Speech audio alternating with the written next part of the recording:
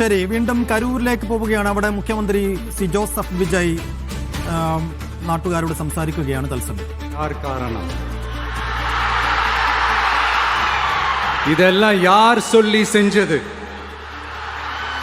இப்படி பண்ணுங்க, அப்படி பண்ணுங்க, சப்போஸ் அப்படி நடந்தா இப்படி பண்ணுங்க, சப்போஸ் இப்படி நடந்தா இந்த மாதிரி இன்ஸ்ட்ரக்ஷன்ஸ்லாம் கொடுத்து அந்த பிரஷர் போடுறது யாரு?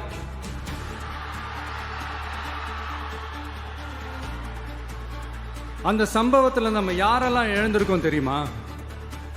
ஒரு டிவியில் என் படமோ பாட்டோ வந்துச்சுன்னா, அம்மா விஜய் மாமா, அம்மா விஜய் மாமா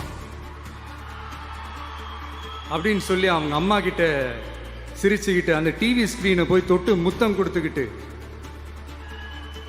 என் அக்கா தங்கச்சிங்களோட தங்க பிள்ளைகளை இழந்திருக்கோம்யா. மழலை கூட சரியா வராதப்போ ஒரு பேப்பர் மேகசின்ல என் போட்டோவை பார்த்தா அது சிரிச்சுக்கிட்டு அந்த கள்ளங்கபடம் இல்லாத அந்த சிரிப்பு, அந்த கடவுள் மாதிரி இருக்கிற அந்த பச்சை பிள்ளைங்களை இழந்திருக்கோம்யா. என் அக்கா தங்கச்சி அண்ணன் தம்பி குடும்ப உறவுகளை இழந்து அந்த வலியோட இருக்கிற என்ன நீங்க ஏளனமா பேசுறீங்களா? என் மேல பழிய தூக்கி போடுறீங்களா? இப்படி ஒரு சம்பவம் நடந்துருச்சு. இது ஏன், எதனால, அதுக்கான பின்னணி என்னன்ட்டு அந்த வலியோட வீட்டில் உட்கார்ந்துட்டு இருக்கிற ஓடி ஒளிஞ்சிட்டான்னு வர சொல்றீங்களா? வாயின்னு முன்னிருந்தா என்ன வேணாலும் பேசுவீங்களா?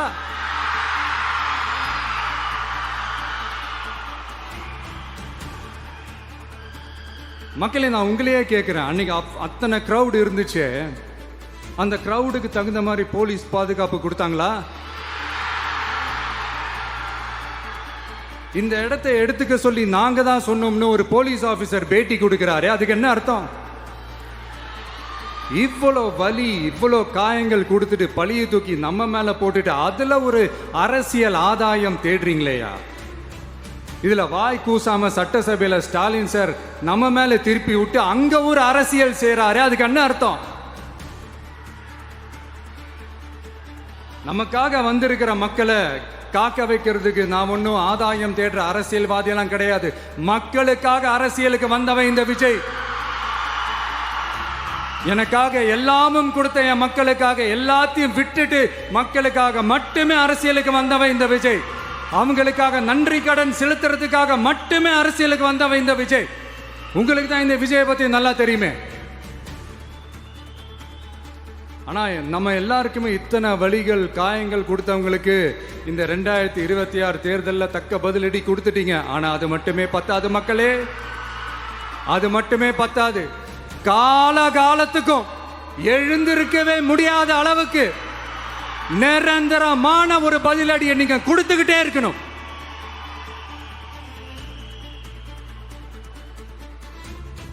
இப்படிலாம் பண்ணா நான் மக்களை விட்டு ஓடிடுவேன் நினைப்பா?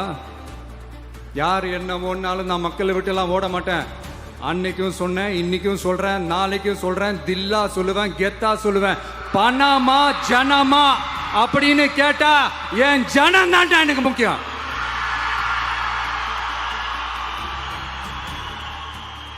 மக்களே, உங்களை விட எனக்கு இந்த காசு பணம் முக்கியமா என்ன? இவ்வளோ குறைகள் நம்ம மேல சொல்றாங்களே, இப்போ நான் சொன்ன மாதிரி அவங்களால ஓப்பனா சொல்ல முடியுமா? அந்த தில்லு இருக்கா, திராணி இருக்கா? ஒரு கிடையாது. ஆனா நம்ம மக்கள் அமைச்சு கொடுத்த நம்ம அரச குறைகள் மட்டும் டிசைனா மாடலா குறைகள் மட்டும் சொல்லுவாங்க. ஒவ்வொரு டிபார்ட்மெண்ட்லயும் அந்த பார்ட்டி ஃபண்ட், அந்த கட்சி நிதின்ற பேர்ல அடிக்கிற கொள்ளையெல்லாம் இந்த தீய சக்தியா இருக்கட்டும், தீந்து போன சக்தியா இருக்கட்டும், ரெண்டு பேரும் மாறி மாறி இதே தான் செஞ்சிட்டு இருக்கிறாங்க. இதுல ஒரு ஹைலைட் காமெடி என்னன்னா, சட்டசபையில் பேசும்போது பார்ட்டி ஃபண்டுன்னு தான் சொன்னேன். அது எந்த பார்ட்டி, என்ன ஃபண்டு, யாரு, என்ன பேரு எதுவுமே சொல்ல. பார்ட்டி ஃபண்டுன்னு சொன்னவனை எடுத்தாங்க பாருங்க ஒரு ஓட்டம். எனக்கே ஃபர்ஸ்ட் புரியல, ஏன்பா ஓடுறாங்க? அப்படி என்ன நம்ம இப்போ சொல்லிவிட்டோம். அதான் அந்த குற்றம் உள்ள நெஞ்சுக்கு தான் குறுகுறேங்கும். இது எப்படி இருக்கு தெரியுமா? எங்க அப்பா பீரோக்குள்ள இல்லை, எங்க அப்பா பீரோக்குள்ள இல்லை அப்படின்னு சொல்ற மாதிரி ஐயோ ஏன் கேட்குறீங்க, இவங்களோட செம்ம கூத்தா இருக்குங்க, செம்ம ஃபன்னாக இருக்கு. சென்னையில் ஒரு பாலம் கட்டுறதுக்காக நார்மலாக ஆகிற செலவை விட அதிக செலவில், கிட்டத்தட்ட டபுள் மடங்கு செலவில் ஒரு டெண்டர் ஒன்று விட்டுருக்குறாங்க. அதையெல்லாம் தோண்டி எடுத்து அதெல்லாம் இப்போது கண்டுபிடிச்சி கேன்சல் பண்ணியிருக்கிறோம். இன்னும் எத்தனை கோடி ஊழல், எத்தனை லட்சம் கூடல் தோண்ட தோண்ட வருமோ எங்களுக்கே தெரில. ஒவ்வொரு முகமுடியாக கிழியுது. ஐயோ இந்த விஜய் ஒவ்வொரு கதையா எடுத்து வெளியில விட்டுருவான் போலேன்ட்டு திரும்புற பக்கம்லாம் கதறல் கதறல் கதறல், காதலேருந்து ரத்தம் வராத குறை. ஆமா, இப்படி ஊழல் ஊறி போனவங்க இப்படிதான் இருப்பாங்க. இந்த 50-55 நாட்கள்ல அங்க செஞ்ச சில விஷயங்கள் சட்டசபையிலே எடுத்து சொன்னேன். பட் இங்க ஒரு சில விஷயங்கள் சொல்லணும்னு நினைக்கிறேன். இந்த மின்சாரத்துறையில் இதுக்கு முன்னாடி போட முடியாமல் இருந்த அந்த பதவி உயர்வை இப்போதான் எங்களால் போட முடிஞ்சுது. அதுக்காக ஒரு அக்கா அழுதுகிட்டே ஒரு நன்றி சொன்னாங்களே, அதெல்லாம் அவங்க கண்ணில் படாது. அந்த வீடியோலாம் குறை சொல்கிறவங்களுக்கு.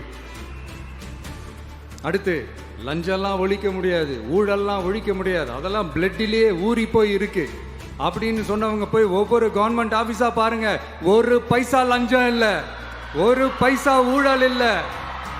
வேலையெல்லாம் சும்மா டக்கு டக்கு டக்குன்னு நடக்குது. ஒரு பெரியவர் ஒருத்தர் சொல்றாரு, தம்பி